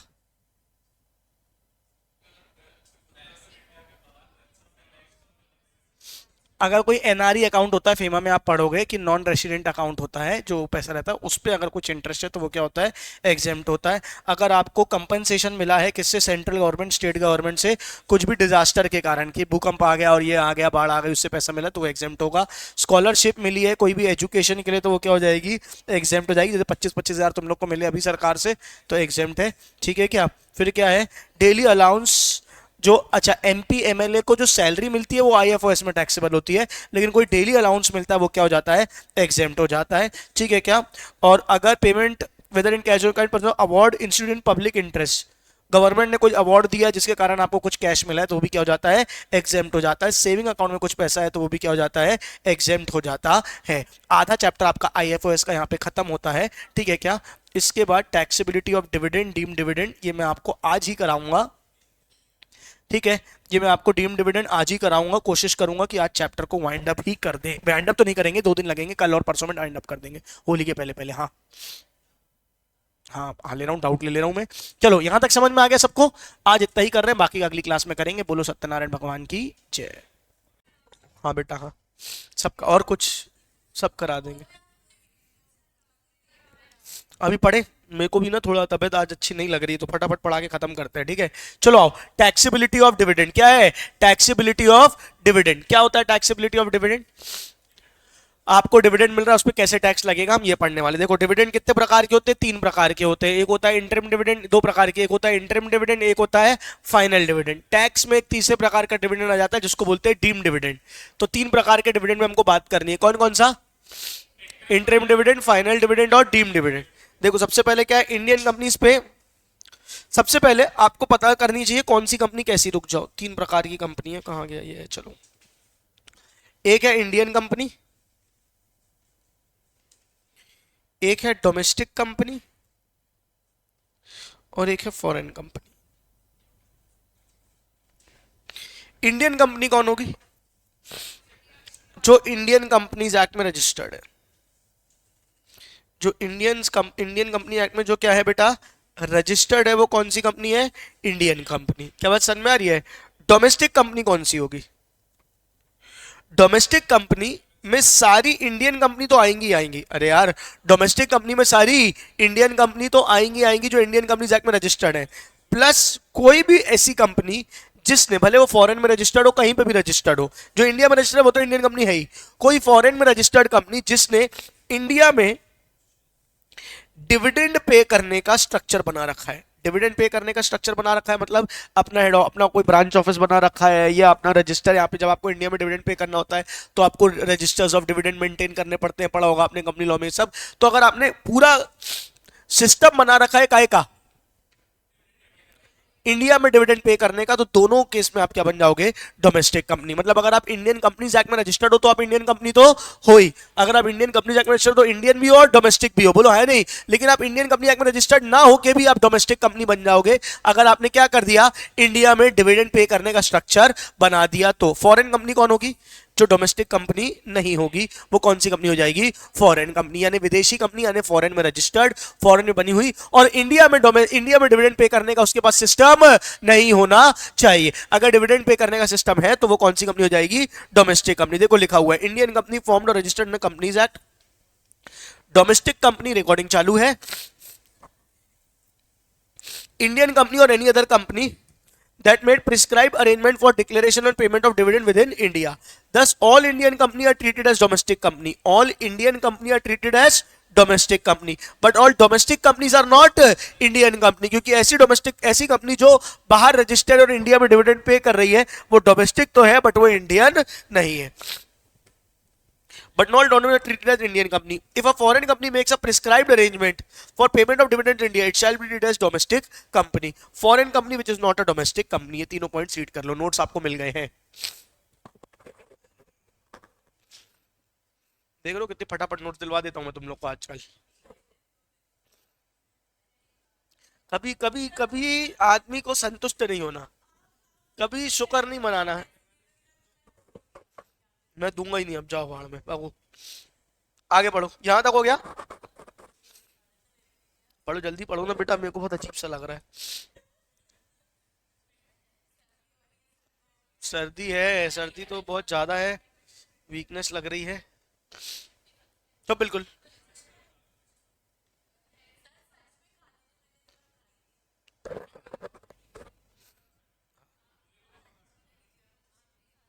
हाँ प्लीज प्लीज प्लीज प्लीज, फालतू काम करो.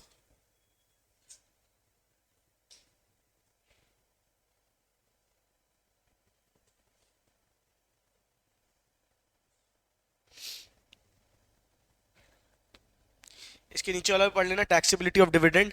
एक होता है फाइनल डिविडेंड, एक होता है डीम्ड डिविडेंड, एक होता है इंटरिम डिविडेंड. एजीएम समझते हो ना, कंपनी लॉ पढ़ा है ना थोड़ा बहुत.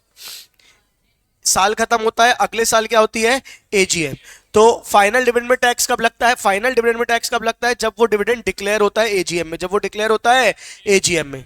लेकिन इंटरिम डिविडेंड पे टैक्स कब लगता है, जब वो मिलता है, जब वो मिलता है. उसी प्रकार से एक टैक्स का अलग से कॉन्सेप्ट हम पढ़ेंगे अभी, डीम डिविडेंड. क्या होता है डीम डिविडेंड? मतलब डिविडेंड है नहीं, हमने मान लिया कि क्या है, डिविडेंड है, उस पर भी टैक्स कब लगेगा, जब मिलेगा.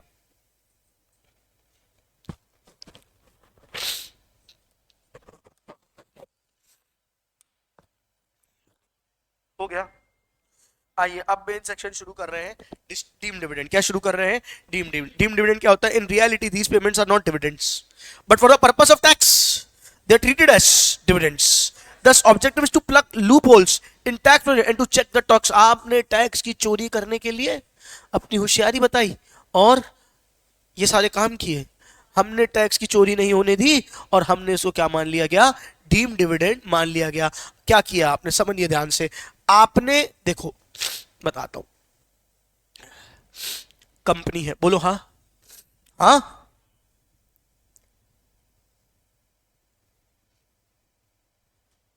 शेयर होल्डर है. कंपनी अगर शेयर होल्डर को डिविडेंड देती तो शेयर होल्डर के हाथ में टैक्स लग जाता. कंपनी ने क्या किया, कंपनी के कुछ एसेट्स रखे थे. सुन रहे हो, क्या रखे थे, कुछ एसेट्स. कंपनी ने बोला हम डिविडेंड थोड़ी दे रहे हैं, हमारे तो ये एसेट्स रखे हैं, हम शेयर होल्डर्स में क्या कर दे रहे हैं, बांट दे रहे हैं. हम शेयर होल्डर्स में क्या कर दे रहे हैं, बांट दे रहे हैं. बोले सुनो, ज्यादा होशियार नहीं बनो. अगर कंपनी ने कोई भी असेट डिस्ट्रीब्यूट किए, कोई भी असेट डिस्ट्रीब्यूट किए, किसको डिस्ट्रीब्यूट किए, शेयर होल्डर्स को, to the extent of accumulated profit, to the extent of accumulated profit. अच्छा तुम्हारे पास 8 लाख के रिजर्व्स रखे थे, 8 लाख के रिजर्व्स रखे थे और 8 लाख के ही तुमने असेट बांटे. पागल बनाते हो सरकार को, क्या बात समझ में आ रही है. टू द, जितना आपके पास एक्यूमुलेटेड प्रॉफिट है वहां तक का डिस्ट्रीब्यूशन को क्या मान लिया जाएगा, डीम डिविडेंड मान लिया जाएगा. क्या मान लिया जाएगा, डीम डिविडेंड. नहीं समझे, कंपनी ने शेयर होल्डर्स को असेट्स बांटे, डिविडेंड ना बोल के क्या बांट दिए, एसेट. और वो जितने भी आपने बांटे हो, आपने 8 लाख की जगह 10 लाख 12 लाख के बांटे हो, हमारे पास रिजर्व्स कितने हैं, 8 लाख के है ना. तो जितने रिजर्व्स है, to the extent of accumulated profit whether capitalised or not, whether capitalised or not की चर्चा अपन आगे चल के करेंगे, बताऊंगा क्या मतलब होता है. To the extent of accumulated profit whether capitalised or not, उसको क्या मान लिया जाएगा, डीम डिविडेंड मान लिया जाएगा. आप देख सकते हैं यहां दिया हुआ है, any distribution of asset by the company to its shareholder to the extent of company possesses accumulated profit whether capitalized or not, it should be considered as deemed dividend, it should be considered as deemed. अच्छा आया कि नहीं आया. अगर company ने bonus share बांटे तो क्या होता है, बोनस शेयर क्या होता है, कैपिटलाइजेशन ऑफ प्रॉफिट, रिजर्व्स का पैसा निकाल के शेयर कैपिटल में डाली. क्या शेयर होल्डर को वाकई में कुछ मिलता है कि नहीं मिलता है, तो उसको डीम्ड डिविडेंड नहीं माना जाएगा। तो लिखा हुआ है आपकी बुक में, आप देख सकते हो, आपको बुक में आप देख सकते हो, इसलिए बोल रहा हूं। In case of bonus shares there is no release of assets, hence issue of bonus share is not deemed as dividend. When the assets are distributed under section A, B, C, D, E, ये भी हमने क्या पढ़ा, 222A, क्या पढ़ा, 222A। अभी हम पढ़ेंगे इसके बाद 222 B, C, D, E सब पढ़ेंगे। तो 222 B, C, D, E में अगर कुछ भी पढ़ा है तो कितना डिविडेंड माना जाएगा, fair market value of the asset, fair market value of the asset. Share holders को क्या कर दिया कंपनी ने, सबको एक एक सोने का सिक्का दे दिया। अरे ऐसे कैसे दे दिया, to the extent of deemed accumulated profit क्या मान लिया जाएगा, डीम्ड डिविडेंड मान लिया जाएगा। हाँ या ना बोलो, नहीं आया कि आया, नहीं आया, आ गया, देखो पढ़ लो।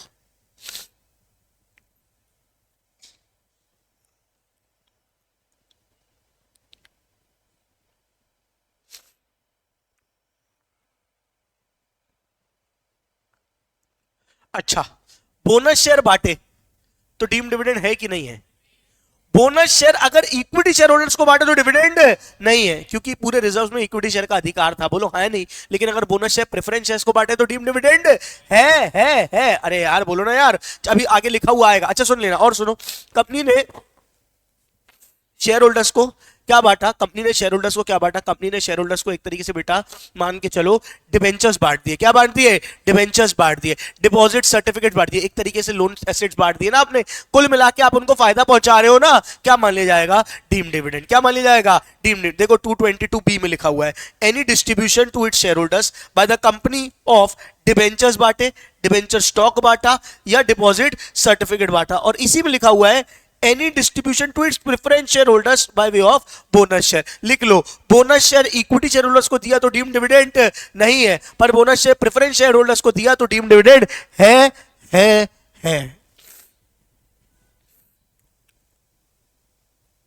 अच्छा, ये कब तक, to the extent company possess accumulated profit whether capitalised or not.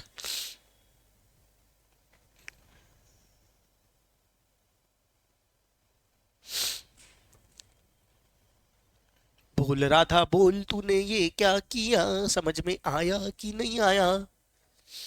क्या है next point, of assets. Company का लिक्विडेशन हो रहा था, कंपनी बंद हो रही थी, सारे एसेट्स बट रहे थे, शेयर होल्डर्स को भी बटे, लेकिन जब तक बटे to the extent of reserves, to the extent of reserves क्या मान लिया गया है, डीम डिविडेंड मान लिया गया है। और ये सब किसके हाथ में टैक्स लगेगा, शेयर होल्डर के हाथ में। किस में लगेगा, शेयर होल्डर के हाथ में, जिसको डिविडेंड मिल रहा है, हमने वही तो पढ़ा, जिसको डिविडेंड मिल रहा है, डीम डिविडेंड, उसको जब मिलेगा तब टैक्स लगेगा। Any distribution of assets by company liquidation to the extent which company possess accumulated profit. तीनों केसेस में क्या है, to the company possesses accumulated profit. 222A हो गया, B हो गया, C हो गया। हाँ या ना बोलो, नहीं आए कि आया। देखो, एक कंपनी का शेयर कैपिटल 10 रुपए का था फेस वैल्यू, कंपनी बोली 10 रुपए की फेस वैल्यू बहुत ज्यादा है, इसको कम करके क्या कर देते हैं, 2 रुपए कर देते हैं। कोई बात है क्या, नहीं। तुम कंपनी में पढ़ोगे रिडक्शन ऑफ शेयर कैपिटल, क्या होता है ये, रिडक्शन ऑफ शेयर कैपिटल। आप शेयर की फेस वैल्यू क्या कर देते हो, कम कर देते हो। 10 से करके कितनी कर दी, 2, 8 रुपए बचे। आप तो शेयर इशू कर चुके थे, पैसा तो ले चुके थे लोग से, 8 रुपए बचे। ये 8 रुपए क्या कर दिया, शेयर होल्डर्स में बांट दिया। अरे मामू समझते हो का, अगर आपने रिडक्शन ऑफ शेयर कैपिटल किया तो किया, पर अगर वो रिडक्शन का पैसा शेयर होल्डर्स में बांटा to the extent of accumulated profit, अरे मान लेंगे कि तुमने क्या किया है, डिविडेंड दिया है। तुम कितना ही चिल्लाते रहो कि हमने खून नहीं किया, हमने खून नहीं किया, तुम्हारे हाथ में खंजर था और लाश बाजू में पड़ी थी, मतलब तुम ही खूनी हो, मतलब डीम डिविडेंड दिया है। अरे हाँ ना बोलो ना यार।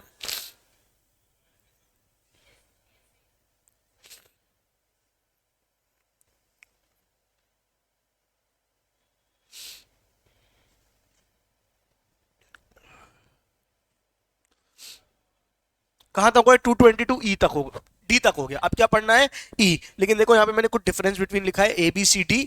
ABCD एक साथ चलता है और ई अलग भगता है। तो ABCD में और ई में क्या फर्क है, ABCD में हर जगह लिखा हुआ है to the extent, deem dividend है to the extent of accumulated profit whether capitalised or not, और यहां पे वेदर कैपिटलाइज्ड और नॉट नहीं लिखा है, यहां देखना। और ये सारी कंपनीज को एप्लीकेबल है, यानी public company, private company, listed company, unlisted company, सब में। और ये किस में है, क्लोजली हेल्ड कंपनी यानी प्राइवेट कंपनी पे ही एप्लीकेबल है 222E।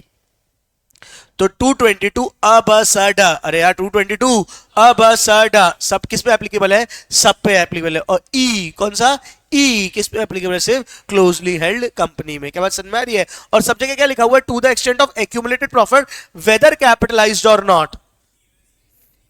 अब सुनना ध्यान से, है कैसा सीन सुनो। मेरे पास रिजर्व रखे थे। क्या रखे थे?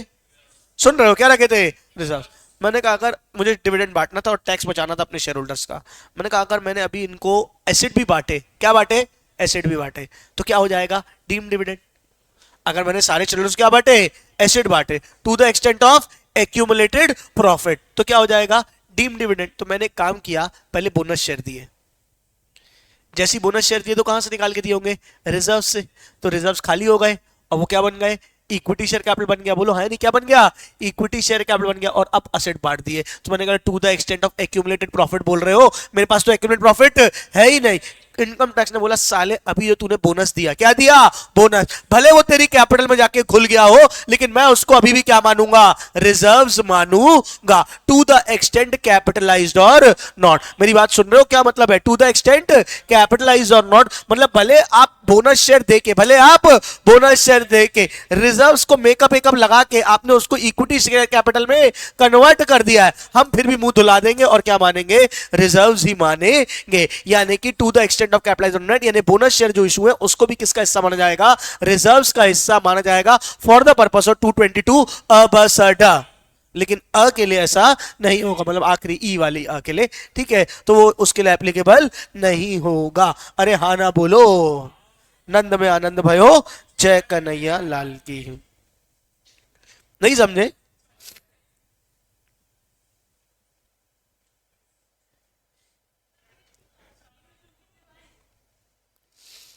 देखो बेटा देखो, ये कंपनी है। कौन है कंपनी?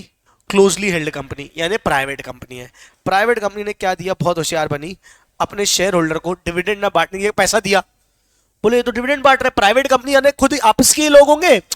अरे यार आपसी के 4 लोग होंगे प्राइवेट कंपनी में। तो अब जैसे फॉर एग्जांपल हम ही है, सीएस दुनिया एक प्राइवेट कंपनी मान के चलो कि बस सनमाई, तो हम ही लोग क्या है? शेयर होल्डर्स है, हम ही लोग ओनर है, 4 लोग। बोलो है नहीं? अब हमने सोचा हम 4 अगर 3 बने 4 है, ठीक है, हम 4 अगर ओनर है, हम 4 अगर क्या है? ओनर है, डिविडेंड उठाएंगे तो क्या लगेगा? टैक्स लगेगा। एसेट बांट के देख लिया, सब करके देख लिया, हर बार कंपनी इनकम टैक्स का पता क्या पकड़ ले रहा है? Deem dividend. तो एक काम करो, हमको तुम लोन दे दो। क्या कर दो? लोन दे दो। अगर कंपनी ने शेयर होल्डर को क्या दिया? लोन दिया। ऐसे शेयर होल्डर को जिसके पास 10% से ज्यादा की क्या है? वोटिंग पावर है। 10% ज्यादा की क्या है? वोटिंग पावर है। तो वो लोन को भी क्या मान लिया जाएगा? Deem dividend. अरे नाटक करते हो, दिखावा करते हो, दिए हो डिविडेंड और बोल रहे हो लोन। किस बात का लोन? जितना रिजर्व रखा है, to the extent of accumulated profit. यहां वेदर कैपिटलाइज और नॉट नहीं है, to the extent of accumulated profit. आपने अगर लोन दिया, क्या दिया? लोन दिया। किसको? शेयर होल्डर को। तो क्या मान लिया जाएगा? Deemed dividend. हाँ या ना बोलो। नहीं आएगी? आया? फंस गए हम, फंस गए। तो हमने एक काम किया, बचने के लिए क्या किया? हमने बोला सीएस दुनिया हमारी एक एंटिटी है और दूसरी एंटिटी है आईटेक्स। बोलो हाँ नहीं? हमने कहा सीएस दुनिया क्लोजली हेल्ड कंपनी हमको लोन थोड़ी दे रही है। लोन किसको दे रही है?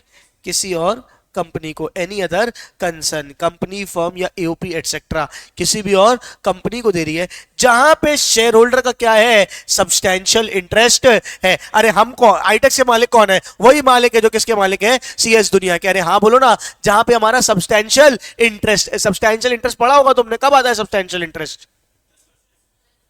10% की 20% ज्यादा की वोटिंग पावर आपके पास आ जाती है तो क्या माना जाता है आपका? Substantial interest. 20, हाँ अब दोनों हो गया, 10 भी हो गया और 20, जो भी सब्सटैंशियल इंटरेस्ट की तुम्हारी डेफिनेशन है वाली डेफिनेशन में आ जाएगा। किसी और पर्सन को दिया जिसका फायदा मेरे को मिलेगा। अरे मैंने बोला एक काम करो, मेरी बीवी को दे दो। किसको दे दो? मेरी बीवी को दे दो। तो बात भी वही हो जाएगी। मतलब आपने किसी पर्सन, सुन लो भाई मैं पढ़ा रहा हूं, किसी भी पर्सन को दिया जहां पे बेनिफिट किसको होने वाला है? शेयर होल्डर को। तो क्या मान लिया जाएगा?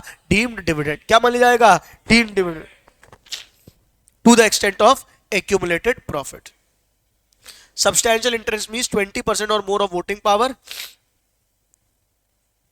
If the loan is prepaid to the company charges. अच्छा, मैंने बोला कि मैं तो जेन्युइन शेयर होल्डर हूं, मैं तो कंपनी से लोन ले रहा हूं और कंपनी को बदले में इंटरेस्ट भी दे रहा हूं और मार्केट रेट पे इंटरेस्ट दे रहा हूं, तब भी ड्रीम डिविडेंड मानोगे?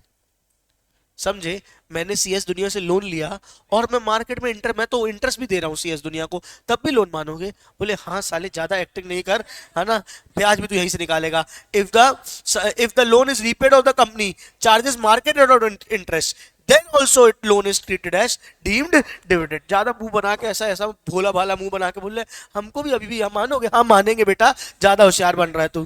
ठीक है, accumulated profit means profit of the companies act section 220 is not applicable in case of trade advances। अच्छा, लोन्स एंड एडवांसेस लिखा है लेकिन ट्रेड एडवांस नहीं चलेगा, ट्रेड एडवांस को नहीं माना गया। ट्रेड एडवांस मतलब अरे भाई किराना की दुकान है, सुन रहे हो, काय की दुकान है? किराना की दुकान है, कंपनी फॉर्म पे बना रखी है, मैं शेयर होल्डर हूं, शक्कर ले गया एडवांस में, क्या बात समझ? तुम बोल रहे ड्रीम डिविडेंड, बिल्कुल ही पागल बना रखे हो। अगर बिजनेस का नेचर है एडवांस का, मतलब कोई बिजनेस का एडवांस है तो चल जाएगा, लोन्स एंड एडवांसेस लोन नहीं मत देना, एडवांसेस में ट्रेड एडवांसेस चल जाएंगे। बात समझ आ रही है कि नहीं? बोलो अरे आया कि नहीं आया?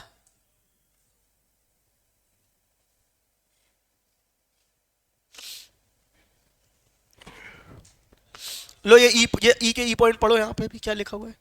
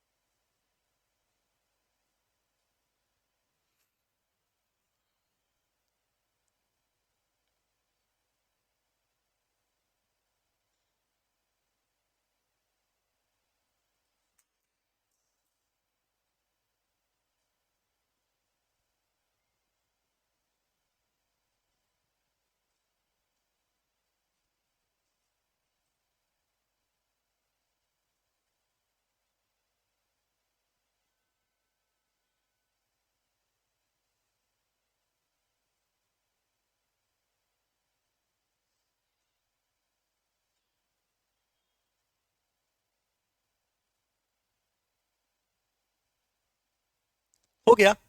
चलो इसके बाद जो बचा है ना, ये वाला मैं आपको बाद में कराऊंगा, ठीक है क्या? ये अभी मैं नहीं करा रहा हूँ, एक ही पॉइंट बचा है, फिर आपका चैप्टर ही खत्म हो जाएगा। 1010D exemption on maturity of life insurance policy, इसको फ्रेश दिमाग से कराऊंगा तो ज्यादा अच्छे से बनेगा आपको। एक बार मॉड्यूल में आ जाओ आप लोग, फटक से आओ मॉड्यूल में। कंपलसरी होमवर्क है बेटा, आंधी आए तूफान आए या अंबर गिर जाए, है ना। इनकम सोर्स का आपने मॉड्यूल अगर मेरी बात मानी होगी कल आपने, तो कहां तक पढ़ के आए होगे ये बताओ? कैजुअल इनकम वाला पैच भले चाहो तो छोड़ देना, वैसे खुद से कर लोगे तो हो जाएगा, बहुत सिंपल है। फैमिली पेंशन हो गया, डिविडेंड हो गया, इसमें कुछ कुछ बातें एक्स्ट्रा होंगी लेकिन वो सब खुद से पढ़ने लायक है, कुछ ना बने तो मेरे को बताना है, आपको ये पढ़ के आना है पूरा। बेटा प्लीज हाथ जोड़ के विनती है, बिना पढ़े मत आना, पूरी जिंदगी जीरो हो जाएगी तुम्हारी, ठीक है।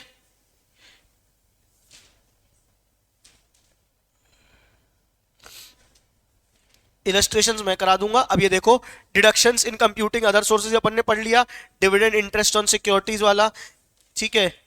ये रेंटल इनकम वाली फैमिली पेंशन, ये कुछ कुछ बातें 1/3 या 15,000, ठीक है क्या? मैंने मेन मेन बातें बताई थी, कुछ एक्स्ट्रा आ रही है। कोई इंटरेस्ट ऑन इनहेंस कंपनसेशन में 50% का रिडक्शन मिलता है, समझ गए? पर्सनल एक्सपेंसेस और ये सारी चीजें माइनस करने नहीं मिलती है, ठीक है, ये भी पढ़ा दिया मैंने आपको, हाँ है ना, बोलो। फिर उसके बाद क्या है? डीम्ड इनकम, बस खत्म चैप्टर। कल मैं सबके पहले इलस्ट्रेशन कराऊंगा, उसके बाद 1010D का कराऊंगा। कल मैं इसके इलस्ट्रेशन और बुक के सारे क्वेश्चंस कराऊंगा। आप सबसे हाथ जोड़ के विनती है, पूरा थ्योरी मॉड्यूल से एक बार रीड करके आएंगे। आपको कुछ कुछ डाउट्स आएंगे, वो आप आके मुझसे पूछेंगे, लेकिन वो तभी आएंगे जब आप पढ़ के आएंगे, नहीं पढ़ के आएंगे तो डाउट्स नहीं आएंगे। हाँ या ना बोलो। कल हमारा अदर सोर्स खत्म हो जाएगा 11 तारीख को, ठीक है क्या? अब अपने पास होली के पहले कितना टाइम बचा है? होली खेले वाली कौन से दिन है? तो 13 को भी तो आओगे ना, कौन सा सुबह से होली जलाने लग जाओगे क्या? ठीक है, तो 11, 12, 13, 3 दिन है हमारे पास ना। मैं 3 दिन में कुछ सोच रहा हूँ ऐसा शुरू करा दूं जो खत्म हो जाए 3 दिन में, ऐसा कुछ छोटा सा टॉपिक कुछ उठा लूं जो 3 दिन में पढ़ा के खत्म कर दिया जाए। ठीक है क्या? देखते हैं क्या करता हूँ मैं। चलो मैं ढूंढता हूँ, तुम का ढूंढ लोगे बे? ठीक है क्या? ठीक है, मैं देख के बता दूंगा, चलेगा क्या? ताकि होली के पहले पहले हमारा ये हो जाए। अच्छा, IFOS प्लीज अच्छे से करके रखो, कल अपन इसके क्वेश्चंस आपको करा देंगे। ठीक है क्या? एक आखिरी हेड, क्या तो कैपिटल गेन कंटिन्यू कर लेंगे, जितना कैपिटल गेन हो गया हो गया। क्या बात समझ में आ रही है? हाँ, कैपिटल गेन बड़ा चैप्टर है ना, तो